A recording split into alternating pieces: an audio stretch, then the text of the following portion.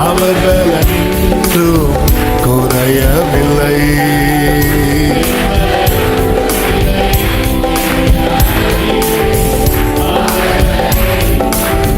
குறையவில்லை. பலத்தாலும் அல்ல,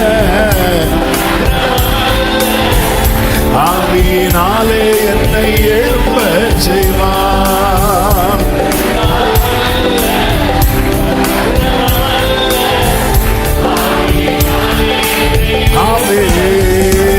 என்னை எழுப்ப பண்ணும்.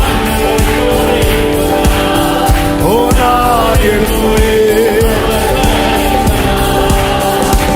என்னை எழுப்ப பண்ணும். நான் எழுப்புவேன். என்னை எழுப்ப பண்ணும். என்னை நான் எழுப்புவேன். ஒரு விஷயம் கூட சொல்லுவோம். என்னை ஆமே நான் எழுப்புவேன். நான் எழுப்புவேன். நான் எழுப்புவேன். நான் எழுப்புவேன். நல்ல கரங்களை தட்டி ஆண்டவருக்கு மகிமை. ஆமே ஆமே. தாழ்த்துகிறோம். வார்த்தை கொண்டு எங்களோடு பேசும், பலப்படுத்தும், எழும்ப பண்ணும். அர்ப்பணிக்கிறோம் இயேசுவின் நாமத்தில் பிதாவே, ஆமென். ஹல்லேலூயா. 110வது சங்கீதம் அதனுடைய 3வது வசனத்தை வாசிக்க கேட்கலாம். சங்கீதம் 110 3வது வசனம். உமது பராக்கிரமத்தின் நாளிலே, உமது பராக்கிரமத்தின் நாளிலே உம்முடைய ஜனங்கள் மனப்பூர்வமும் பரிசுத்த அலங்காரமும் உள்ளவர்களாய் இருப்பார்கள். விடியற் காலத்து கற்பத்தில் பிறக்கும் பனிக்கு சமானமாய் உம்முடைய யவ்வன ஜனம் உமக்கு பிறக்கும். கரங்களை உயர்த்தி ஹல்லேலூயா சொல்லுவோமா? கடந்த 2 வாரங்களாக இந்த வார்த்தையை வைத்து ஆவியானவர் நம்மோடு கூட பேசி வருகிறார். கர்த்தருக்கு மாத்திரம் மகிமை உண்டாவதாக. அவருடையவர்கள் எப்படிப்பட்டவர்களாய் இருக்க வேண்டும் என்று அவருக்கு ஒரு பெரிய எதிர்பார்ப்பு இருக்கிறது. அதில் மிக மிக முக்கியமானதுதான், நான் பரிசுத்தராய் இருக்கிறது போல நீங்களும் எனக்கு ஏற்ற பரிசுத்தராய் இருங்கள். அதற்காகவே கர்த்தர் நம்மை பிரித்தெடுக்கிறார். ஆனால் நாம் பழைய ஆரம்ப நாட்களிலிருந்து பார்க்கும்போது ஜனங்களுடைய நிலைகள் மாறுபட்டு கொண்டே இருந்தது. கர்த்தருக்கு மகிமை உண்டாவதாக.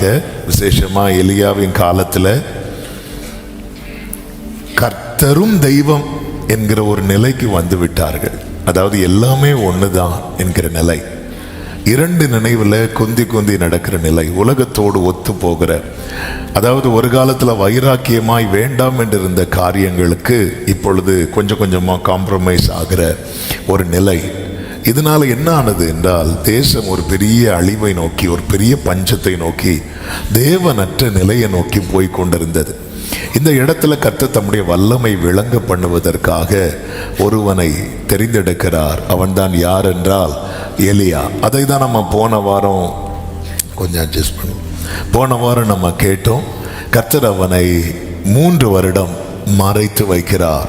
எதற்காக மறைத்து வைக்கிறார் என்றால், உருவாக்க. என்னென்ன காரியத்தில் உருவாக்கினார் தெரிஞ்சவங்க அப்படி சொல்லுங்க பார்க்கலாம். சூப்பர். பரிசுத்தத்தில். ஆமென். சிலர் அப்படி திருப்பி பார்க்குறீங்க. ஆனால் அந்த 3 பாயிண்ட் உங்க நிறைய பேருக்கு உள்ள இறங்கிட்டுன்னு நான் நம்புறேன். ஹல்லேலூயா. நேற்று ஒரு தம்பி சொன்னான் என்கிட்ட, அண்ணே எலியா தாக்கத்தை உண்டாக்கிட்டனே அப்படின்னா. எனக்கு அது ரொம்ப சந்தோஷமா இருந்துச்சு. செய்தி நல்லா இருந்துன்னு சொல்லுவாங்க யூஸ்வலாக, ஆனால் ஒரு தாக்கத்தை உண்டாக்கிட்டுன்னு சொல்லும்போது ஆண்டவர் அதான் தொடர்ந்து பேசிட்டு இருக்கிறார். ஆமேன்னு சொல்லுங்க பார்க்கலாம். ஆமென். கர்த்தருக்கு மகிமை உண்டாவதாக. அப்போ தேவன் ஒருவனை உருவாக்கி நிறுத்தும் போது அவன் நின்னாலே போதும். ஒரு ஆமென் சொல்லுங்க பார்க்கலாம். பக்கத்தில் சும்மா கைப்பிடிச்சு சொல்லு, நீங்க நின்னாலே போதும். இப்ப யாரும் எழுப்பி நிற்க வேண்டாம். இப்ப நான் நினைக்கிறேன். ஹல்லேலூயா. ஆமென். அதாவது உருவாக்க, அதனாலதான் ஆண்டவர் சொல்லுவார், ஒன்று ராஜாக்கள் 18:1 என்ன சொல்லுவார்? வாசிங்க பார்க்கலாம். அநேக நாள் சென்று 3ஆம் வருஷமாகையில் கர்த்தருடைய வார்த்தை எலியாவுக்கு உண்டாகி, நீ போய் ஆகாபுக்கு உன்னை காண்பி. அவ்வளவுதான். நீ அங்க போய் அப்படி பண்ணு, இங்க போய் இப்படி பண்ணு, 1000 ஸ்தோத்திரம் சொல்லு. நீ போய் ஒன்ன, ஆமென், ஹலோ, உங்கள் திருமுகத்தை காண்பீங்கள், இப்படி சொல்றார் ஆண்டவர். ஆமா, நீ போய் உன்னை காட்டு. ஹல்லேலூயா. அவன் உன்னை காட்டு. உருவாக்கப்படுவதற்கு முன்பு ஆண்டவர் சொல்வார், உன்னை காட்டிராத. அவன் என்னை பார், யோகம் வரும். அவன் நீ உன்னை காட்டிராத, 3 வருஷத்துக்கு உன்னை காட்டிராத அப்படிங்கிறார். அதனாலதான் ஒளித்து கொண்டிரு. கேரி தாட்டண்டையில் யாராவது தண்ணி எடுக்க வந்தா மரத்துக்கு பின்னாடியோ மரத்துக்கு மேலே எங்க போறியோ எனக்கு தெரியாது, ஒளிச்சிரு, அவ்வளவுதான். உன் நிழல் கூட யாரும் பார்க்க கூடாது. இப்படி மறைத்து வைக்கிறார். அதன் பிறகு நீ போய் உன்னை காண்பி. அந்த 18வது அதிகாரத்தில் நீங்க கொஞ்சம் கவனிச்சீங்கன்னா தெரியும், எத்தனையோ ஜனங்கள் இருக்கிறாங்க. 450 பாகல் தீர்க்கதரிசிகள் அங்க நிக்கிறாங்க. ஆகாப் நிக்கிறான், ஒபதியா நிக்கிறான். ஆனா எல்லாருக்கும் கண்லையும் யார் தான் இருக்கிறா தெரியுமா? எலியா தான் இருக்கிறான். நம்ம ஒன்றை பார்க்கும்போது அது நம்முடைய கண்ணில் ரிஃப்ளெக்ட் ஆகும் தெரியுமா? எல்லாருடைய கண்ணுக்குள்ள நீங்க போய் பார்த்தீங்கன்னா யார் மட்டும்தான் இருக்கிறா தெரியுமா? எலியா மட்டும்தான். கர்த்தர் எப்படி ஒருவனை மறைவாக உருவாக்கப்பட்டவன், ஆமென், அவன் இன்னைக்கு நிராகரிக்கப்படலாம், இன்னைக்கு ஒதுக்கப்படலாம், ஆனா ஒரு நாளை கர்த்தர் வைத்திருப்பார். யாருக்கு அவனை தள்ளவே முடியாது. ஒரு ஆமென் சொல்லுங்க பார்க்கலாம். ஆண்டவருக்கு மாத்திரம் மகிமை உண்டாவதாக. இப்படி எலியாவை கர்த்தர் நிறுத்தி தம்முடைய பராக்கிரமத்தை வெளிப்படுத்துகிறார். அக்கினி இறங்குது. எல்லா ஜனங்களும் கர்த்தரே தெய்வம் என்று சொல்லுகிறார்கள். அதன் பிறகு கர்மேல் உச்சிக்கு போய் ஜெபம் பண்றாரு. மழை பெய்யுது. தேசத்தில் 3 வருஷம் தடைப்பட்ட மழை பெய்யுது. இப்ப எல்லாருக்கும் தெரிய வருகிறது, இந்த ஒரு மனுஷன் நினைச்சா வானத்தை அடைக்க முடியும், வானத்தை திறக்க முடியும். ஒரு ஆமேன் சொல்லுங்க பார்க்கலாம். இப்படி ஒரு நல்ல காரியங்கள் நடந்து கொண்டிருக்கையில் 19வது அதிகாரம் 4-5 வசனங்களை பார்க்கும்போது, அவன் வனாந்திரத்தில் ஒரு நாள் பிரயாணம் போய் ஒரு சூறைச்செடியின் கீழ் உட்கார்ந்து தான் சாக வேண்டும் என்று கோரி, போதும் கர்த்தாவே, என் ஆத்துமாவை எடுத்துக்கொள்ளும், நான் என் பிதாக்களை பார்க்கிலும் நல்ல என்று சொல்லி நல்லவன் அல்ல என்று சொல்லி படுத்துக்கொண்டான். அதாவது நல்ல கவனமா கேளுங்க. இன்னைக்குள்ள செய்தி முக்கியமா ஆண்டவர் தந்த வார்த்தை, தேவனால் உருவாக்கப்படுகிறவன் அல்லது தேவனால் பயன்படுத்தப்படுகிறவனை சோர்வு என்னும் போர்வையினால் முடக்க பண்ணுவது பிசாசினுடைய மிகப்பெரிய தந்திரமும் சூழ்ச்சியுமாய் இருக்கிறது. 17வது அதிகாரத்தில் அந்த அளவுக்கு ஆண்டவர் செதுக்கி பார்த்து செதுக்கிறார். பார்த்து அதுல எனக்கு ரொம்ப யோசிக்க வைத்த காரியம், 3 வருஷமா இவனை பரிசுத்தத்தில் உருவாக்குவதற்காக நாட்டு நடப்பு கூட தெரியாத அளவுக்கு அவனை செப்பரேட் பண்றார். ஆமே, நம்ம லாங்குவேஜில் சொல்லணும்னா 3 வருஷமா எலியா என்ன பார்க்கல தெரியுமா?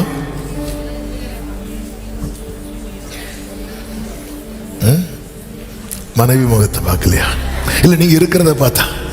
ஆமே, 3 வருஷமா நியூஸே பார்க்கல.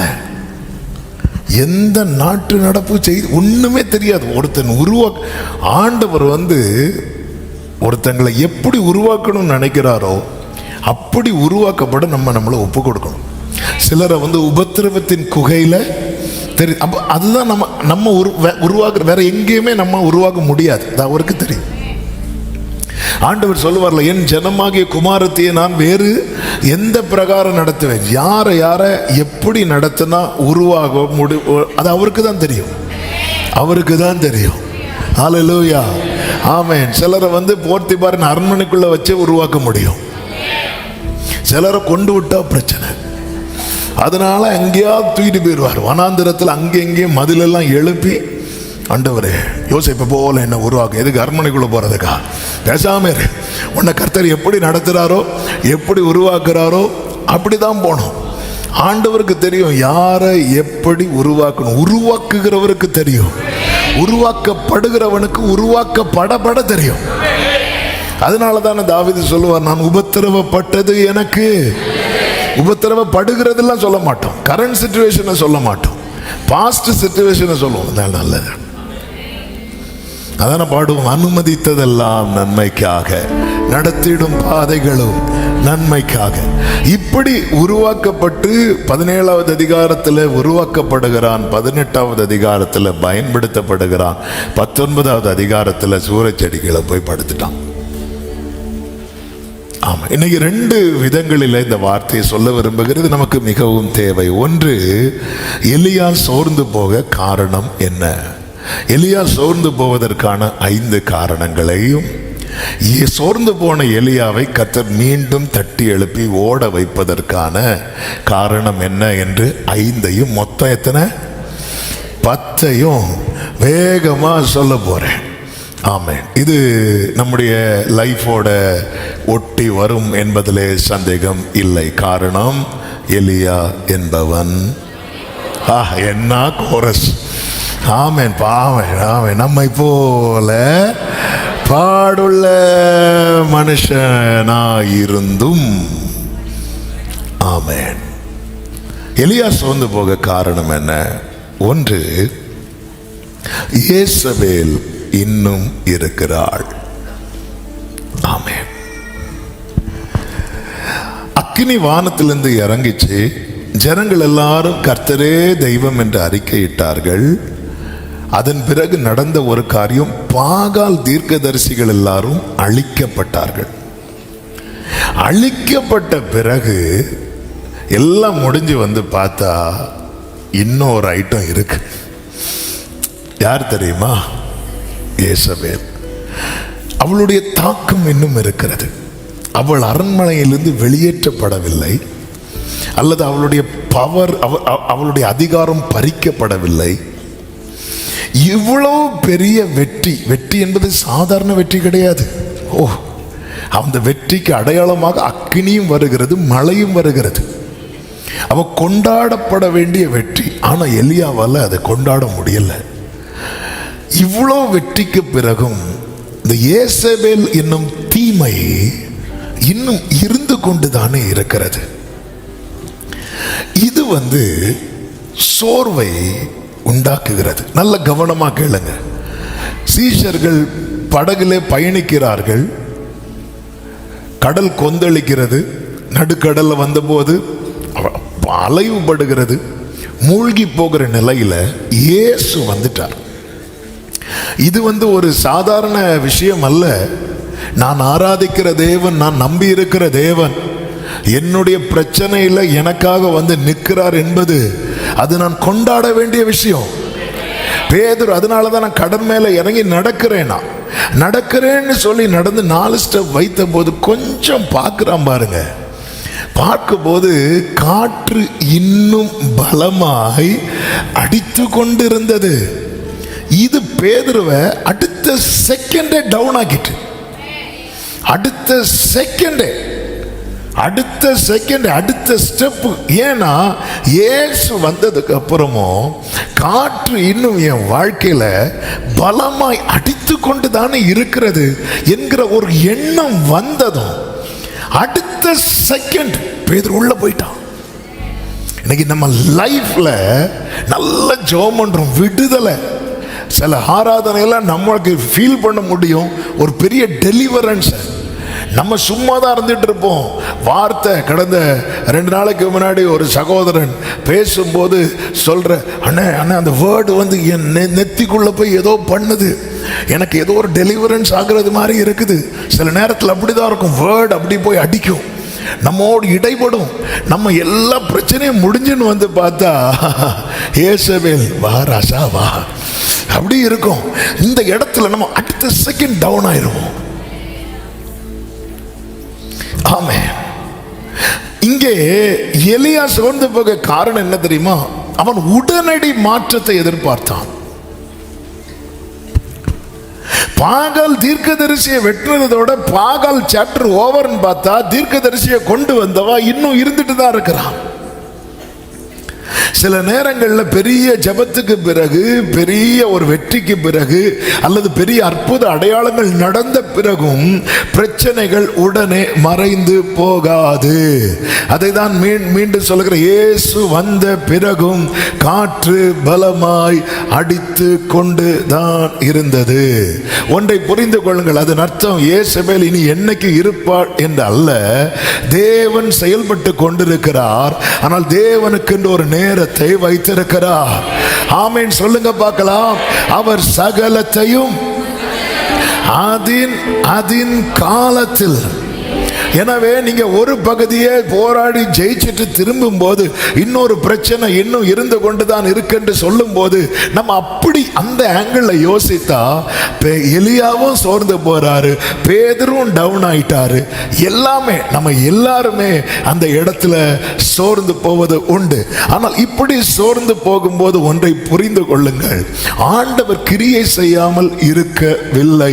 அதற்கு சாட்சி எலியாவே, நீ இன்னும் உயிரோடு இருக்கிறாய். ஆண்டவரே, இவ இன்னும் அப்படிதான் ஆண்டவரே இருக்கிறா, அவ அப்படிதான் இருப்பா, அவ அப்படிதான் இருக்கிறா. ஆனா எலியாவை ஒன்றை புரிந்து கொள், அஸ்திபாரங்கள் நிர்மூலமாகிறது, அஸ்திபாரங்கள் நிர்மூலமாகிறது. ஆமென். சில இடத்துல இப்ப ஆண்டவர் ஒரு அத்தி மரத்துக்கிட்ட கனி இருக்கும்னு போறார். அந்த அத்தி மரத்துல இலைகள் மட்டும் இருந்துச்சு, என்ன இல்லை? கனி இல்லை. மத்திய சுவிசேஷம், மார்க், லூக்கா சுவிசேஷங்கள்ல இந்த சம்பவங்கள் இருக்கிறது, எடுக்க வேண்டாம்.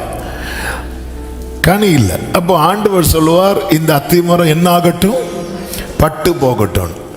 ஒரு சுவிசேஷத்தில் எப்படி இருக்கும்னா, அடுத்த நாள் இவங்க பார்த்த போது அது என்ன ஆயிட்டு? பட்டு போயிட்டு. மத்திய சுவிசேஷத்தில் எப்படி இருக்கும்னா, உடனே பட்டு போயிட்டு அப்படின்னு இருக்கும். மார்க்கோ, லூக்கா சுவிசேஷம் நினைக்கிறேன், அதில் இருந்த ரெஃபரன்ஸ் எடுக்கல, அதனால நான் சொல்லலை. அதில் எப்படி இருக்கும்னா, அடுத்த நாள் பார்ப்பாங்க, அது என்ன ஆயிட்டு? மத்தேயு 21:19 இருக்கிறது, உடனே அத்தி மரம் பட்டு போயிட்டு அப்படின்னு இருக்கும். இன்னொரு சுவிசேஷத்தில் இருக்கும், அடுத்த நாள் இவங்க பார்க்கும்போது அது என்ன ஆயிட்டுனா, இலைகள் எல்லாம் காஞ்சி பட்டு போய் இருந்துச்சு. இதுல எது உண்மை? கரெக்ட். எதுக்கு நம்ம சேஃபா இருந்துரும்? ரெண்டுமே அதான் உண்மை, ரெண்டுமே உண்மை. ஆமே. நம்ம ஒன்று உண்மைன்னு சொன்னா இன்னொன்று என்ன ஆயிரும்? போய் எப்பவுமே சுவிசேஷம் சேர்த்து வச்சுப்பாங்க. அப்போ உடனே பட்டு போச்சு. ஆனால் சீஷர்கள் சொல்றாங்க, அடுத்த நாள் பார்த்துட்டு சொல்றாங்க இது பட்டு போயிட்டு. ஏன்னா சீஷர்கள் உடனே பட்டு போச்சுன்னு அவங்க சொல்லலை, ஆனால் பைபிள் சொல்லுது உடனே பட்டு போச்சு. அப்போ எங்க இந்த வேலை ஆரம்பிச்சிருக்கோம்னு நினைக்கிறீங்க? வேர்ல வேலை நடக்கிறது வெளியே தெரியாத உடனே. ஒரு ஆமீன் சொல்லுங்க பார்க்கலாம். வேர்ல வேலை நடக்கிறது வெளியே தெரியாது. எலியாவே ஒன்ன நான் எப்படி மறைவாக உருவாக்கினோ, ஏசபேல மறைவாக அடிச்சிட்டு இருக்கிறேன். ஹalleluya சொல்லுங்க. வேர்ல வேலை நடக்கிறது வெளியே தெரியாது. ஹalleluya. வேர்ல வேலை நடக்கிறது வெளியே தெரியாது, அடுத்த நாள் தெரியும். இப்போ ஒரு ஃபேன் ஓடிட்டே இருக்குது, சுவிட்சை ஆஃப் பண்ணிட்டோம், உடனே ஃபேன் ஆஃப் ஆகுறது நமக்கு தெரியுமா? தெரியாது. கொஞ்சம் போக போக போக போக தெரியும். ஆமே. எங்க பவர்ல கை வச்சாச்சு. ஆண்டவர் அப்படிதான் கை வைப்பார். ஒரு திமிராத கரணை தூக்கிட்டு இயேசுவுக்கு முன்னாடி கொண்டு வந்து நிறுத்துறாங்க. உன் பாவங்கள் மன்னிக்கப்பட்டது. வேர்ல கை வைக்கிறாங்க. உன் பாவங்கள் மன்னிக்கப்பட்டது அப்படி சொன்னதும் அவன் எழுந்து நடந்தானா? இல்ல. அடுத்து என்ன சொல்றார்? அது அடுத்து வரும்பா, நீ அவசரப்படாத. நீ பாவங்கள் மன்னிக்கப்பட்டது சொல்றதுக்குள்ளேயே பிரச்சனை உண்டாக்கிட்டேனா? ஆண்டவர் என்ன விரும்புறார் தெரியுமா? ஆமென். எலியாவே, நீ நினைக்கிற மாதிரி இன்னைக்கு நான் ஏசபேலை தள்ளி போடலாம், ஆனா நான் உன்னை வச்சு என்ன பண்ணிட்டு இருக்கேன்னு தெரியுமா? இனி ஒரு எலிசா எழும்புவான், ஆனால் இனி ஒரு ஏசபேல் எழும்ப மாட்டான். நான் சொல்றது எத்தனை பேருக்கு புரிகிறது? இனி ஒரு எலிசா எழும்புவான், ஆனா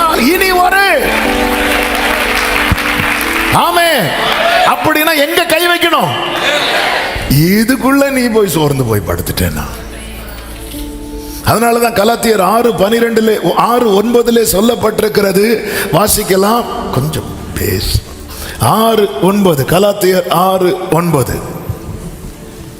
நன்மை செய்கிறதில் நான் தளர்ந்து போகாதிருந்தால் ஏற்ற காலத்தில் அறுப்போம். ஏற்ற காலத்தில் அறுப்போம். நீ இந்த அறுவடைக்காக உன்னை நான் ரெடி பண்ணிட்டு இருக்கிறேன், நீ இப்படி போத ஆண்டவரேன்னு சோர்ந்து போறியே. ஆமென். ஆண்டவருடைய விருப்பம், ஆண்டவருடைய ஆசை என்னன்னா, எலியாவே நீ மேல வெட்டுன, நான் கீழே வெட்டிட்டு இருக்கிறேன். சத்தமா ஒரு ஆமென் சொல்லுங்க. நீ பாகால் தீர்க்கதரிசி எங்க வெட்டின? மேல வெட்டிட்டு இருக்கிற.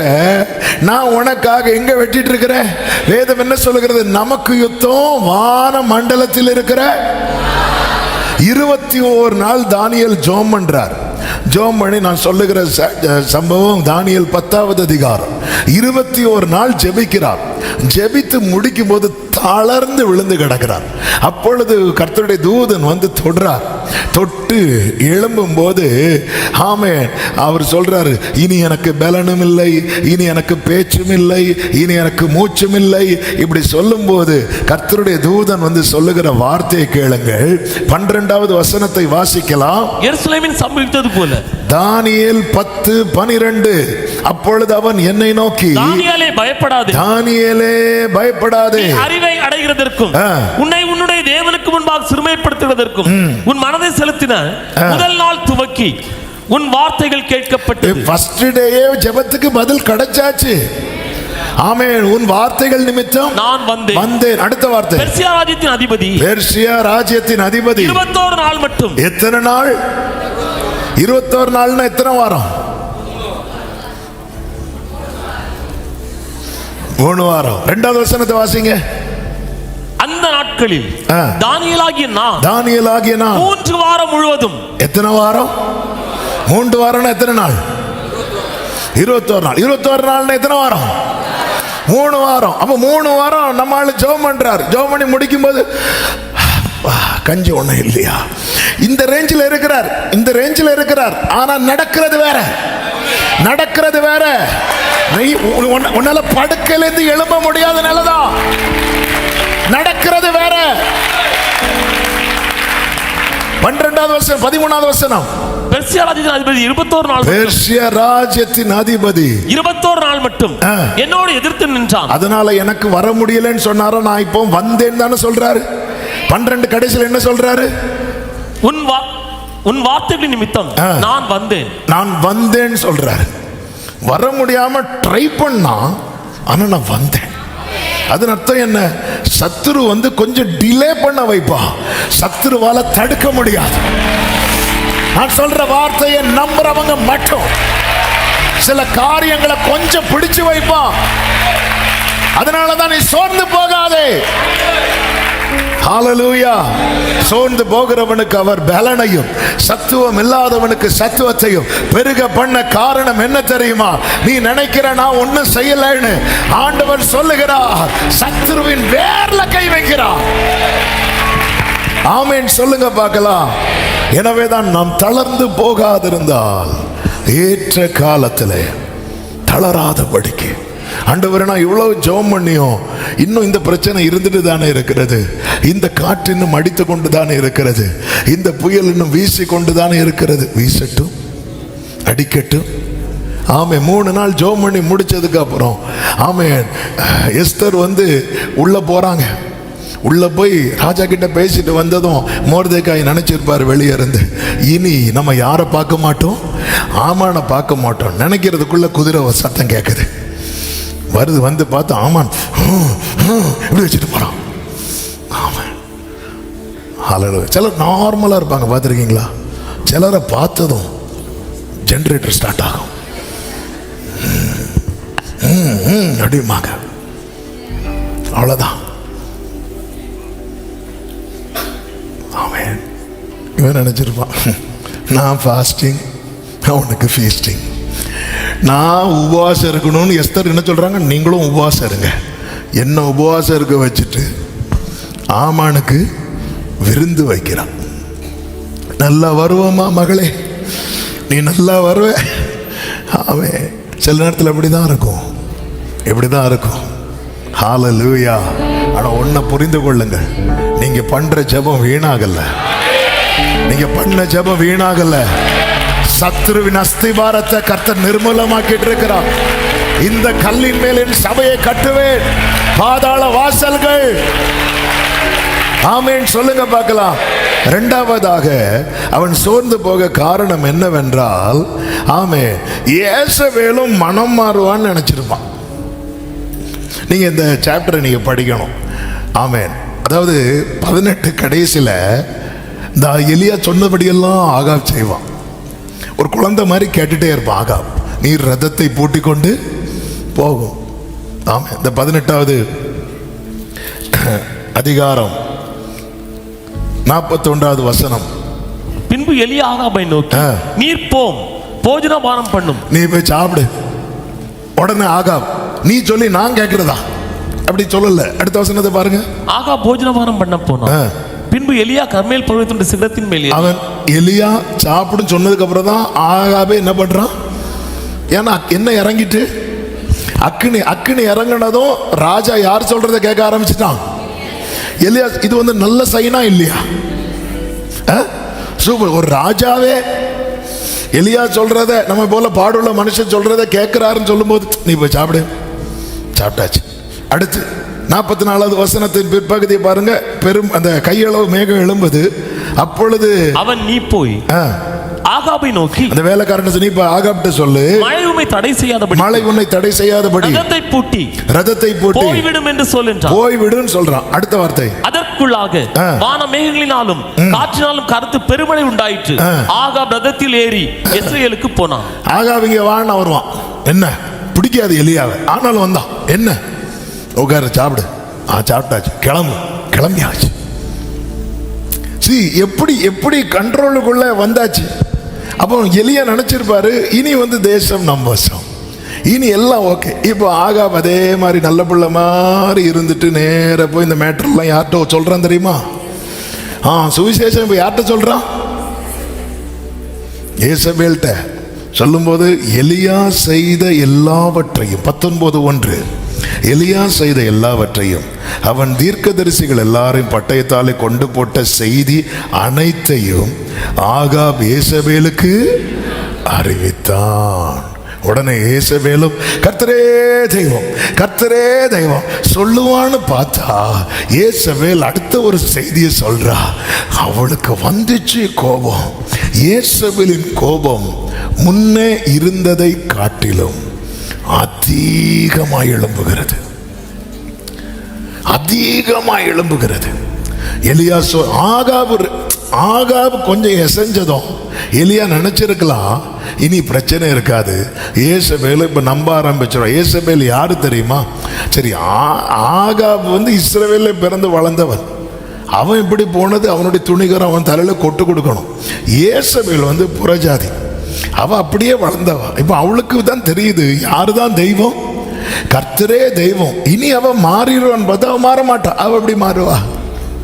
அது வேற ஸ்பிரிட் இல்ல, அது இன்னும் வீரியம் தான் கொள்ளும். நல்லா புரிஞ்சுக்கோங்க. இருளின் ராஜ்யத்துல நம்ம கை வச்சிட்டோன்னு வைங்களேன், அது இன்னும் வீரியம் கொண்டுதான் எழும். ஹல்லேலூயா. தலைப்பிள்ளை சங்காரத்தே விட்டாச்சு. இதுக்கு மேல நீ பார்வோன்ற அடி வாங்குறதுக்கு ஒண்ணுமே இல்லை. ஆனா எந்த ஒரு வாதைக்கு பிற்பாடு அவன் கோபம் கொண்டதை விட இந்த தலைப்பிள்ளை சங்காரத்துக்கு பிற்பாடு பார்த்தீங்கன்னா அவன் மொத்த சேனையும் கூட்டிட்டு வருவான், மொத்த சேனையும். சிலர் பார்க்குறாங்க, அதனால தான் நாங்கள் கை வைக்காம அப்பாலே போ சாத்தானின் சத்தமாக சொன்னா கூட அவனுக்கு கோபம் வந்துடும் சொல்லி, சாத்தானே போவியா, நீ போறியா, நான் போட்டுமா, நாங்கள் அதனால எப்படி அப்படி அப்படி நாசுக்கா பேசிட்டு விடுறோம். இல்லை இல்லை, புரிஞ்சுக்கோங்க. ஆமென். அவன் வீறு கொண்டு எழும்புறான்னா இந்த தீபம் சீக்கிரம் அணைய போகுதுன்னு அர்த்தம். தேவ பிள்ளைகளே, ஆவியானவர் வேதத்தில் காண்பித்த வெளிச்சத்தை சொல்றேன், நீங்க எப்படி ஏற்றுக்கொள்றீங்கன்னு தெரியல.